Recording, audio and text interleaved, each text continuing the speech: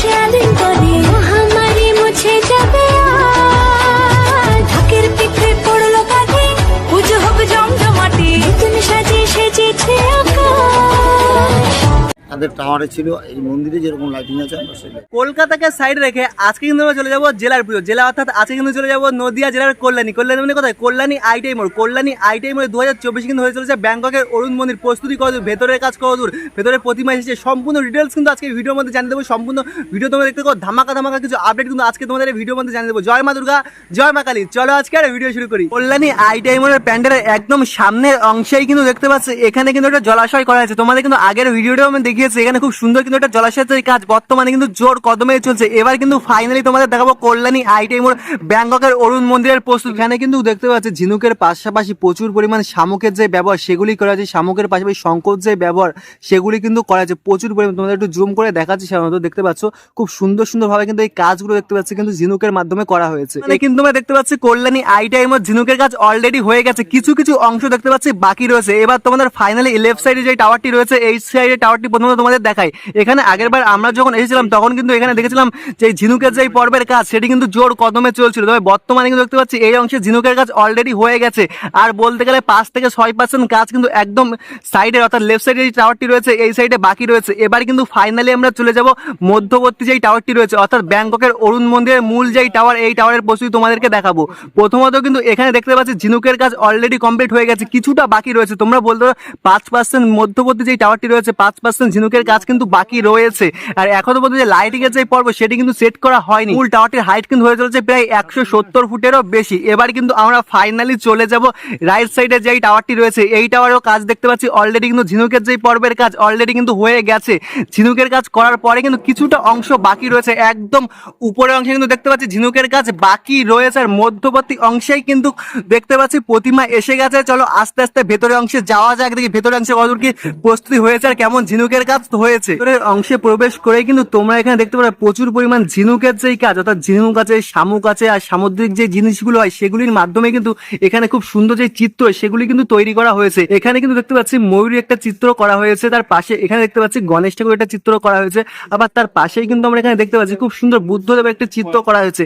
এমন তোমরা যখন মন্দিরের মধ্যে প্রবেশ করবা তোমরা কিন্তু অনেক নিত্য নতুন যে চিত্র সেগুলি কিন্তু তোমরা প্রথমত দেখতে পারবা। তার পাশাপাশি এখানে যেই তোমরা বলতে পারো দেওয়ালগুলো তৈরি করা রয়েছে এগুলি কিন্তু সম্পূর্ণ ঝিনুকের মাধ্যমে দেখতে পাচ্ছি ঢাকা রয়েছে। এখানে যে ঝিনুকগুলি ব্যবহার করা হয়েছে এখানে ঝিনুকের পাশাপাশি দেখতে পাচ্ছি প্রচুর পরিমাণ যে ছোট শামুক আছে, আবার অন্যরকম যে ঝিনুক মানে ইত্যাদি মানে প্রচুর পরিমাণ নিত্য নতুন যে জিনিস সামগ্রিক থাকে সেগুলির মাধ্যমে কিন্তু এখানে যে কাজ সেগুলি কিন্তু অ্যাকচুয়ালি করা হয়েছে।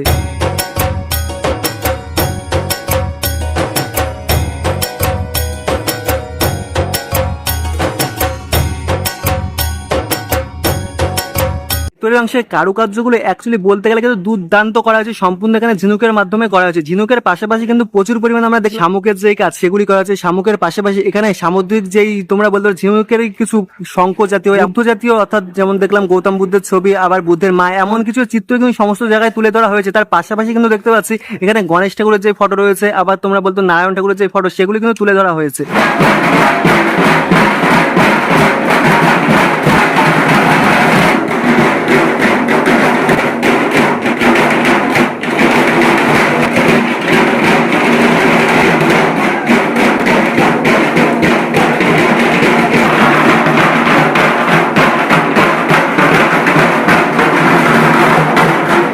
গৌতম বুদ্ধের চিত্রটি তোমরা দেখতে পাচ্ছ এটি কিন্তু বলতে পারো সম্পূর্ণ প্রথমত ঝিনুকের কাজ করা হয়েছে। তার উপর থেকেও দেখতে পাচ্ছি ঝিনুকের পাশাপাশি কিন্তু প্রচুর পরিমাণে শামুকের ব্যবহার সেগুলি কিন্তু অ্যাকচুয়ালি করা হয়েছে। শামুকের পাশাপাশি বলতে পারো ছোট ছোট যে ঝিনুক অর্থাৎ তোমরা বলো শঙ্খ জাতীয় কিছু এমন কিছু কিন্তু এর অংশে দেখতে পাচ্ছি ব্যবহার করা হয়েছে। কারুকার্য সেগুলি কিন্তু করা হয়েছে। চলো এবার আস্তে আস্তে ভেতরে অংশে প্রস্তুতি, ভেতরে তো অনেক দেখতে পাচ্ছি কাজ ঘটে গেছে। এখানটাও কিন্তু দেখতে পাচ্ছি বুদ্ধদেবের সেই কাজ সেই মূর্তিগুলো কিন্তু অ্যাকচুয়ালি করা হয়েছে। সম্পূর্ণ দেওয়ালে তোমরা দেখতে পাচ্ছ বুদ্ধদেবের যে মূর্তি সেগুলি কিন্তু করা হয়েছে।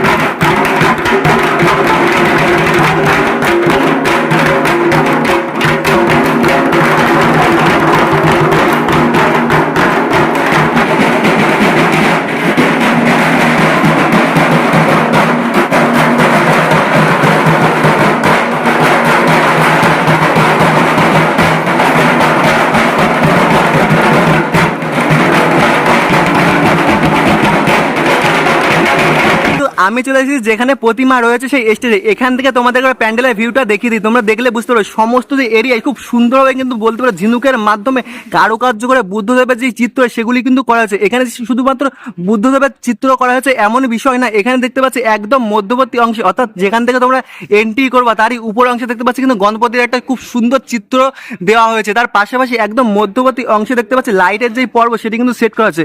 বর্তমানে কিন্তু দেখতে পাচ্ছি এখানে দুটি লাইট জ্বলছে, আর পরবর্তীকালে এখানে অনেকগুলো আই থিঙ্ক একটা দুটো তিনটে চারটে পাঁচটা যে লাইট সেটি কিন্তু তোমরা দেখতে পাবো প্রথমত। আর সমস্ত যে কাজগুলি করা হয়েছে এগুলি কিন্তু বলতে পারো ঝিনুকের মাধ্যমেই করা হয়েছে।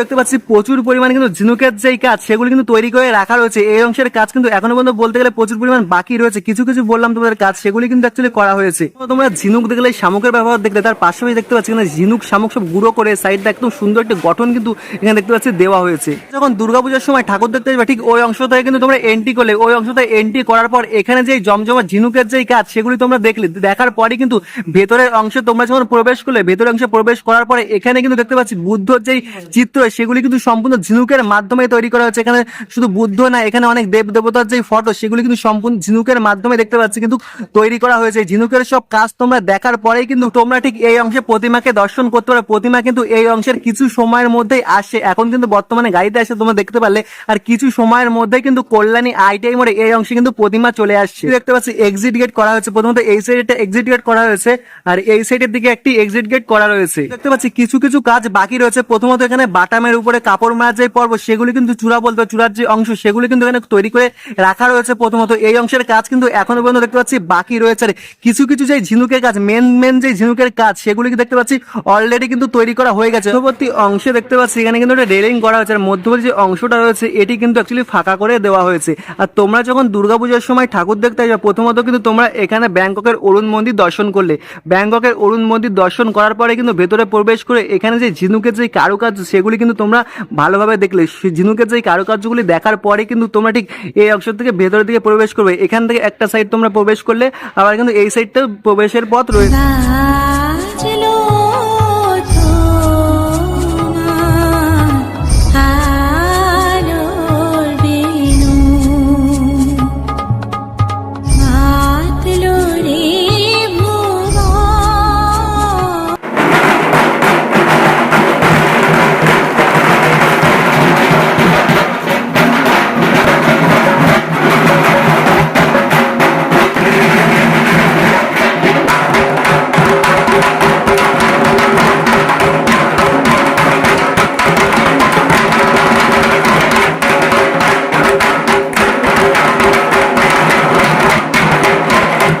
একদম প্রতিমার কাছে এখানে কিন্তু সামনে যেটা দেখতে পাচ্ছ এটি কিন্তু কার্তিকের যে গহনা অলংকার বলতে হয় সমস্ত কিন্তু প্রথমত সিলভারের কালার করা হয়েছে। তার সাথে দেখতে পাচ্ছি কার্তিকের যে গায়ের যে কালার এটিও কিন্তু সম্পূর্ণ তোমরা বলতে পারো সিলভার যে কালার সেটি কিন্তু করা হয়েছে। এবার কিন্তু আমরা চলে যাবো গণেশের কাছে। গণেশের অ্যাকচুয়ালি শুটটা দেখা যাচ্ছে আর মুখটা কিন্তু ঢাকা রয়েছে, এখানে চারটি হাতটা আমরা দেখতে পাচ্ছি আর শুটটা কিন্তু দেখতে পাচ্ছি, আর যে পেট সেটিও দেখতে পাচ্ছি বর্তমানে ঢাকা রয়েছে।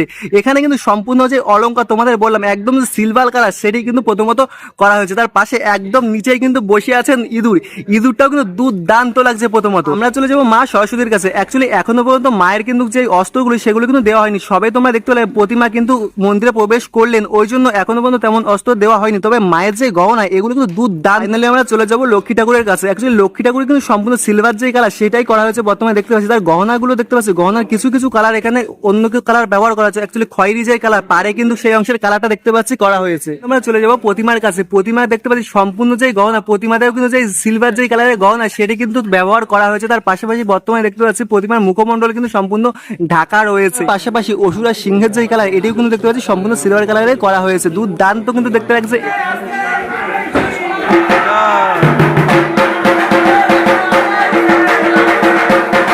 ফাইনালি কিন্তু মায়ের মুখ এবার তোমাদেরকে দর্শন করাতে চলেছে। জয় মা দুর্গা। মা কিন্তু আস্তে আস্তে আমাদের দিকে তাকাচ্ছে।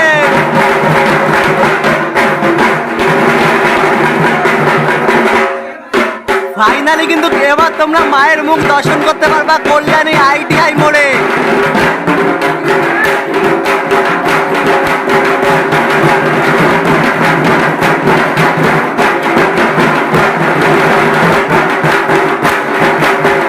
মায়ের মুখ কিন্তু এবার আমরা দর্শন করতে পারছি। জয় মা দুর্গা। আজকের ভিডিওটি তোমাদের কেমন লেগেছে অবশ্যই কিন্তু কমেন্ট করে জানিও। ভালো লাগলে লাইক কমেন্ট শেয়ার তোমাদের বন্ধু বান্ধব ফ্যামিলি সবার কাছে শেয়ার করো। 2024 কল্যাণী আইটিআই মোড়ে ঠাকুর দেখতে আসো নাকি অবশ্যই কিন্তু কমেন্ট করে জানিও। জয় মা দুর্গা।